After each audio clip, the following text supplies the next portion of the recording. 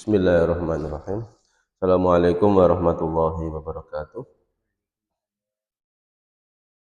Bismillahirrahmanirrahim. Ila hadratin Nabi Mustafa Muhammad sallallahu alaihi wasallam wa ala alihi wa ashabihi wa ahbabihi lahumul Fatihah. A'udzu billahi minasyaitonir rajim. Bismillahirrahmanirrahim. Alhamdulillahi rabbil alamin arrahmanir rahim maliki yaumiddin. Iyyaka na'budu wa iyyaka nasta'in ihdinas siratal mustaqim siratal ladzina an'amta 'alaihim ghairil maghdubi 'alaihim waladdallin. Amin. Khususan ila syekhana Syekh Muhammad bin Umar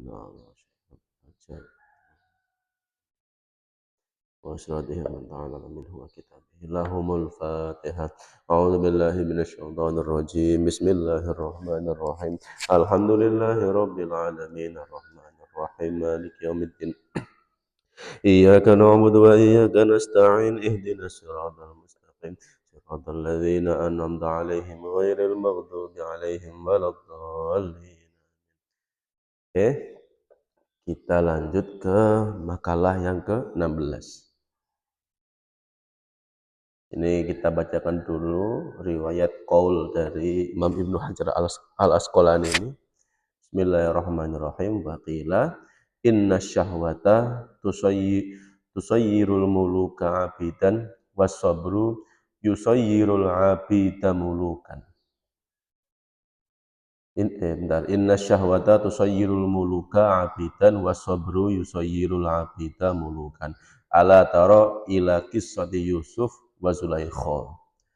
Nah, di sini inna syahwata, bahwa sesungguhnya syahwat, ya, nafsu syahwat, nafsu yang ada dalam diri kita itu tusayyirul muluka abidan, yang nanti bisa membuat atau mengarahkan al muluka abidan, seorang raja menjadi hamba.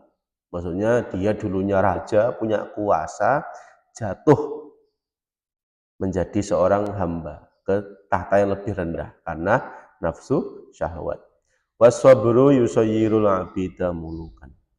Dan kesabaran itu justru kebalikannya akan menjadikan seorang abid itu raja.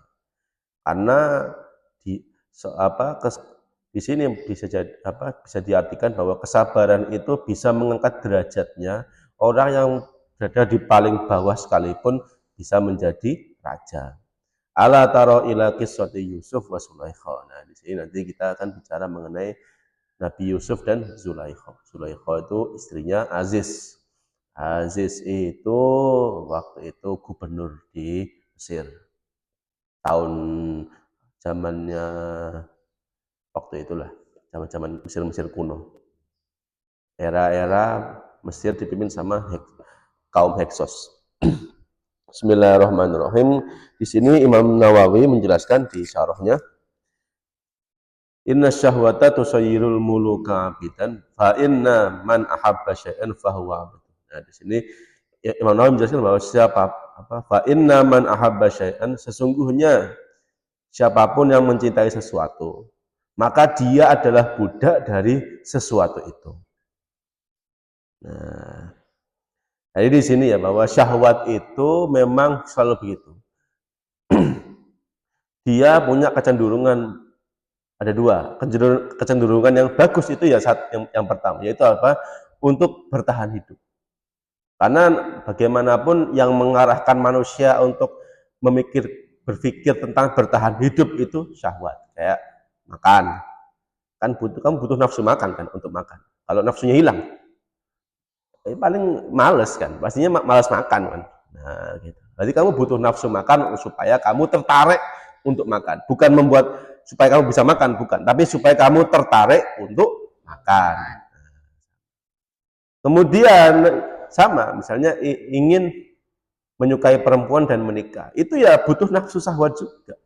Syahwat terhadap perempuan yang nantinya membuat dia tertarik pada perempuan. Akhirnya dia menikah. Kalau nafsu syahwat kepada perempuan ini hilang, ya mau ditawari perempuan paling cantik pun tidak mau.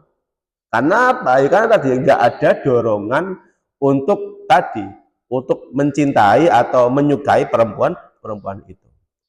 Jadi di situ di dalam bagian dari diri kita itu syahwat itu fungsi yang dasarnya begitu untuk mengarahkan kita untuk bertahan hidup. Ya, kayak nafsu makan, nafsu ini. Termasuk juga nafsu itu kan ada syahwat, ada ghadab. Yang ghadab itu untuk yang itu mengenalkan kita kepada harga diri. Iya. Harga diri. Maksudnya dia harus punya harga diri. Dia harus memiliki suatu ibaratkan ketinggian atau bahasanya apa ya paling gampang. Dia punya pengaruh di antara yang lainnya. Itu namanya harga diri. Yang nantinya dia pengen suaranya didengar, dia ingin menunjukkan dia bisa mimpi. Nah, itu nafsu.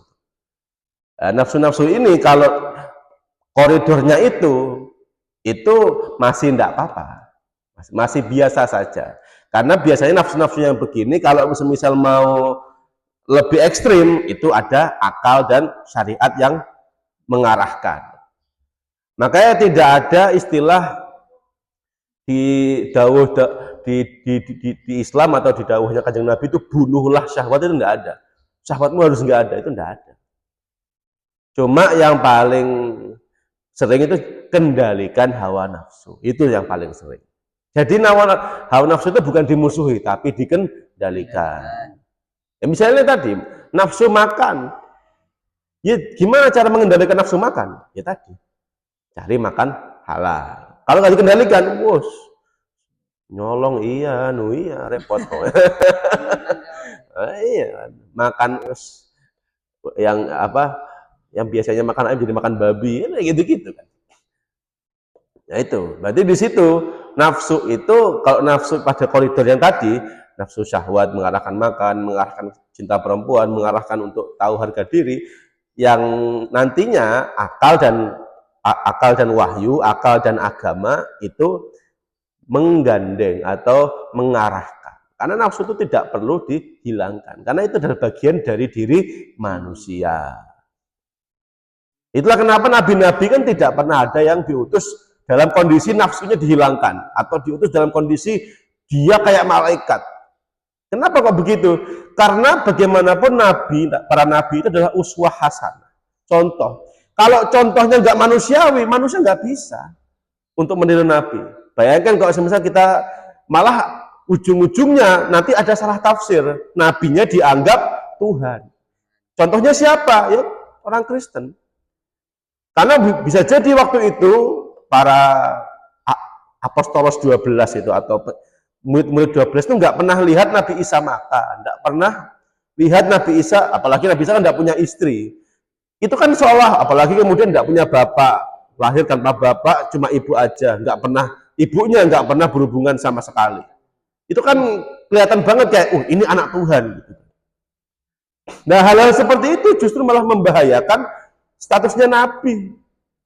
Akhirnya kan Nabi Isa kan disalahpahami banyak orang. Yang seharusnya statusnya hanya Nabi, jadi malah dinaikkan sama orang pengikut-pengikutnya jadi Tuhan. Dan Nabi Isa mau nggak? Nggak mau, nggak berani lah di hadapan Gusti Allah. Malah di Qur'annya kan kamu memang ngomong kalau kamu Tuhan. Saya tidak pernah bilang begitu. Nah, itulah kenapa para nabi, terutama Nabi Muhammad SAW, ketika mengetahui hal itu, bahkan bagaimanapun Nabi Muhammad kan nabi terakhir. Beliau diutus setelah kejadian Nabi Isa itu, kesalahpahaman terhadap Nabi Isa itu, sehingga Nabi Muhammad biasa makan di depan pintu. Ya biar tahu bahwa saya ini nabi, tapi tetap manusia, saya makan. Istrinya juga banyak. Itu menunjukkan bahwa bahkan nabi pun juga hidup seperti manusia, dan itu yang membedakan antara nabi dan Tuhan. Meskipun nggak punya dosa, distatuskan tidak pernah punya salah, tapi tetap manusia. Itu nafsu yang untuk bertahan hidup, yang itu dipandu oleh syariat. Tapi nafsu yang berbahaya ini, nafsu-nafsu yang tidak terkendali, yang menjadikan orang itu sangat terobsesi terhadap sesuatu. Misalnya tuh, orang terlanjur suka duit. Apakah duit itu buruk, tidak. Suka duitnya yang bahaya. Terlalu obsesi pada duit itu bahaya. Kenapa? Karena dia menjadi budak uang. Kalau jadi budak uang, dia akan menghalalkan segala cara. Dia tidak tahu halal haram. Dia tidak tahu mana yang merugikan manusia, mana yang menguntungkan manusia. Yang penting dia dapat uang. Dan akhirnya ya tadi, karena yang dia obsesikan itu uang aja, akhirnya jadi hamba uang. Seolah-olah uanglah yang menyelamatkan dia. Padahal ya belum tentu juga. Kamu punya banyak uang tapi di pulau terpencil, bisa uang menyelamatkan kamu? Kan tidak bisa. Atau uangnya tidak berlaku di sini. Dia punya uang rupiah tapi orang-orang pakai uang yang lain. Berarti kan uang tidak bisa menyelamatkan itu. Uang itu hanya alat untuk mempermudah kita mendapatkan sesuatu. Nah, hal-hal seperti ini yang biasanya ya tadi syahwat itu kalau sudah ekstrem itu tadi dia membuat seseorang tersebut lupa akan siapa dirinya, akan harga dirinya. Tadi saking obsesinya sama uang sampai-sampai dia mengorbankan harga dirinya, mau nolong, mau korupsi. Iya toh? Padahal misalnya kan hakim itu kan jabatan paling bagus lah. Ibaratkan penentu lah mana salah dan benar. Hanya gara-gara dia terobsesi dengan uang, kemudian jual beli kasus, kemudian dia menangkan orang-orang yang bayar dia banyak, akhirnya tertangkap. Nah, tadi ujung-ujungnya apa? Dia mencederai jabatan hakim itu sendiri. Yang awalnya dia ditempatkan di tempat terhormat untuk membantu manusia mendapatkan keadilan, justru malah dia jatuh. Karena apa ya? Karena obsesi terhadap uang. Bukan karena uangnya loh ya, obsesi. Obsesinya itu yang bahaya. Obsesi kemudian jadi budak lah, itu yang mengerikan. Iya. Sehingga di sini itulah kenapa Imam Nawawi, Al-Bantani, Al-Jawi itu menafsirkan bahwa sungguhnya siapapun yang mencintai sesuatu itu pasti jadi budaknya. Tadi benar. Orang yang terobsesi pada uang, dia akan jadi budak uang. Sehingga dia tidak bisa melihat hal-hal yang lain di luar uang. Yang itu justru lebih dibutuhkan. Kamu uang banyak, tapi kamu nggak sehat kan, ya tidak bisa menikmati uang itu kan. Berarti yang penting kan sehatnya, bukan uangnya. Nah itu. Jadi di sini syahwat yang ekstrim, yang sampai ke obsesi, sampai ke mengarahkan seseorang itu menjadi budak atas sesuatu, itu menurunkan derajat orang dari yang derajatnya paling tinggi sekalipun hakim, raja, itu ke derajat paling rendah.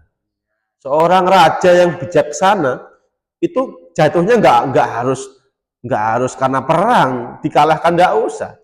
Ada perempuan cantik di depannya itu sudah selesai. Status rajanya yang dia memimpin orang ini, menasehati, jadi bijaksana, hilang gara-gara perempuan cantik. Dan itu berlaku di mana-mana.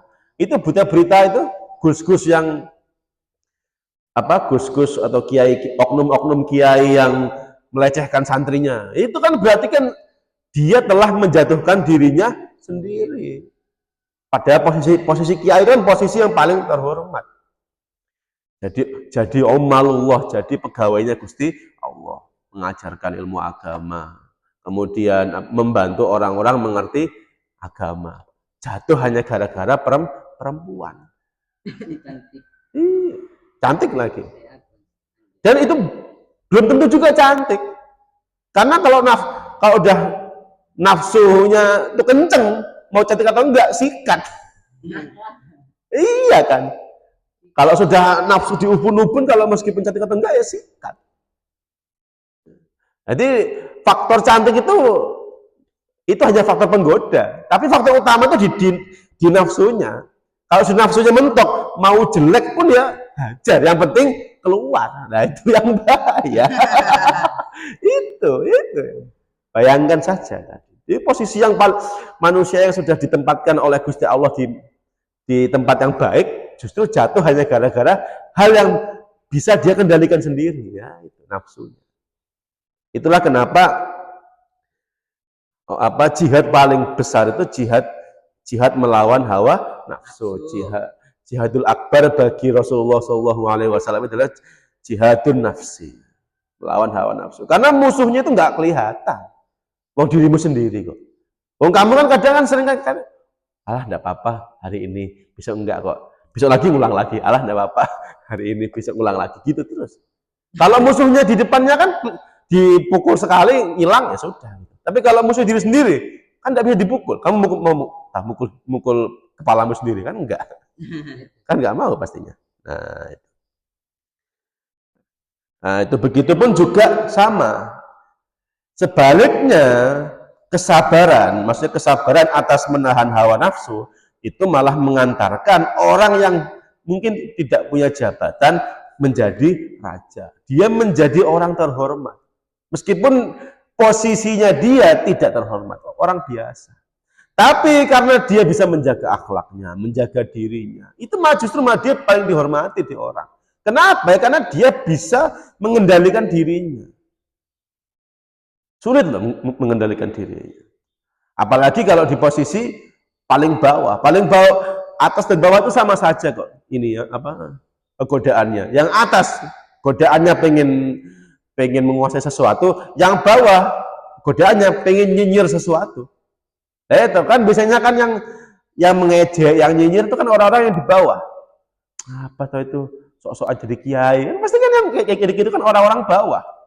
Begitupun juga orang-orang atas juga sama godaannya. Pengennya memperbudak orang-orang yang di bawahnya. Itu problem. Nah, itu adalah godaan. Dan orang yang tahan dari godaan ini, dia bisa mengangkat derajatnya sendiri. Maksudnya apa? Dia sudah bisa mengendalikan dirinya sendiri. Nah, itu. Misalnya orang biasa gitu. Asal dia tidak nyinyir, tidak aneh-aneh, justru dia akan dilihat oleh orang. Dia orang biasa, sering ngaji ke sini, istiqomah, kiainya ada apa ya sudah, gitu. Pokoknya dia taklim, tiba-tiba dia jadikan menantu, kan bisa jadi. Karena apa? Karena dia telah menjaga dirinya sendiri untuk tidak menjatuhkan dirinya sendiri. Jadi pada dasarnya problem di ilmu-ilmu tasawuf atau ilmu-ilmu ihsan ini yang dibahas adalah problem manusia dalam dirinya sendiri. Enggak ada problem luar. Problem luar itu urusan fikih, akhlak, adab itu problem luar. Tapi kalau problem tasawuf itu yang dibahas adalah problem diri sendiri. Karena apa? Karena potensi dosa itu enggak usah jauh-jauh dari dirinya sendiri. Orang kok bisa macam-macam sama perempuan semisal, itu kan bukan karena godaan perempuannya, karena dirinya yang merespon godaan itu. Kalau enggak ya enggak ada apa, kan enggak ada apa-apa. Kamu semisal kayak ada tiba-tiba cewek ngechat kamu, halo gitu, terus kamu enggak merespon gitu, kan ya sudah. Nah, problemnya kan kalau dia bilang halo, kamu bilang halo juga, nah itu yang problem. Nah, itu problem. Nah, itu. Dan di sini permisalan yang diberikan oleh Imam Ibnu Hajar Al-Asqalani dari kaul yang disematkan di sini adalah dari kisahnya Nabi Yusuf dan Zulaikha. Zulaikha itu istrinya, ibaratkan kalau zaman sekarang istrinya gubernur. Lah, dia jatuh gara-gara apa? Ya, gara-gara dia ingin berzina kepada Nabi Yusuf, karena Nabi Yusuf saking gantengnya. Padahal tadi ibaratkan di beberapa kitab-kitab itu aslinya jodohnya Zulaikha itu ya Yusuf itu sendiri. Cuma oleh Allah diuji melalui dia nikah dulu sama Aziz.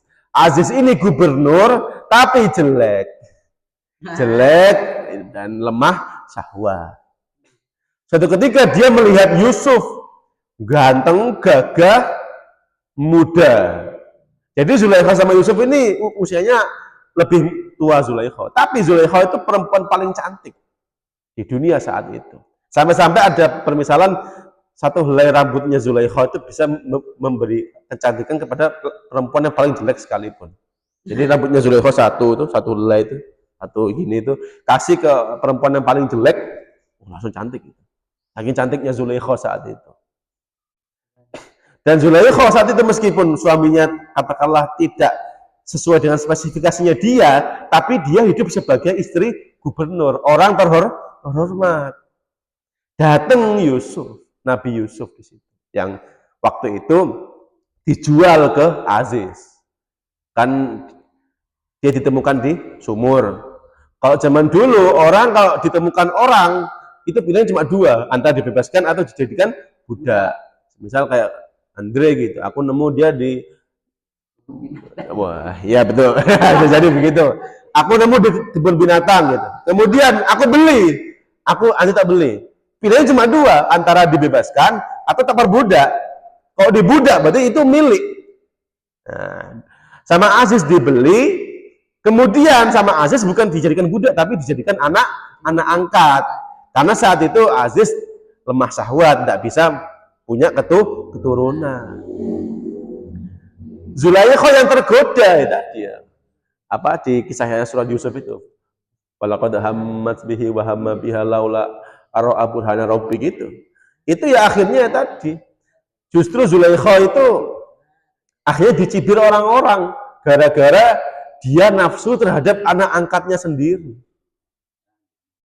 Kemudian akhirnya dia diceraikan sama Aziz. Wakilah diceraikan sama Aziz, gubernur itu tangannya dipotong dua-duanya, diasingkan ke rumah di pojok Batan. Bayangin aja hukuman seperti itu ke perempuan. Wah, itu nangisnya 7 turunan itu pasti. Nah, itu.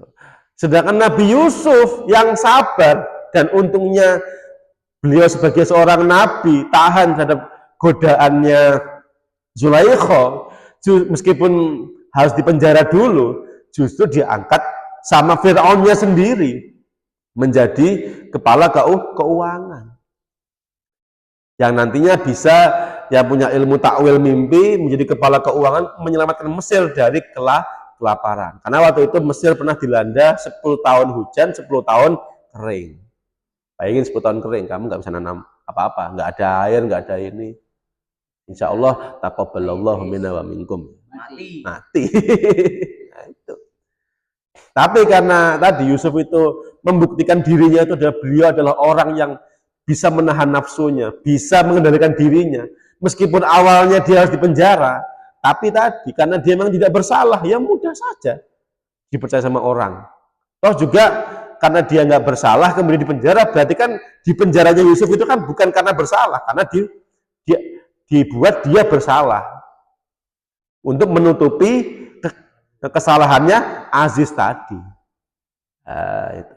Yang akhirnya nanti ketika Nabi Yusuf sudah diangkat jadi gubernur di daerah situ, kemudian saudara-saudaranya dibawa ke Mesir, Zulaikha yang tadi diasingkan dan dipotong tangannya itu dinikahi oleh Nabi Yusuf. Waktu ketemu itu jelek sudah Zulaikha, karena diasingkan, makannya nggak perawatan nggak pernah, tangan dipotong dua-duanya, kan sengsara. Pas disentuh sama Nabi Yusuf, akan dinikahi sama Nabi Yusuf, langsung tangannya balik, kecantikannya kembali lagi. Ngapain?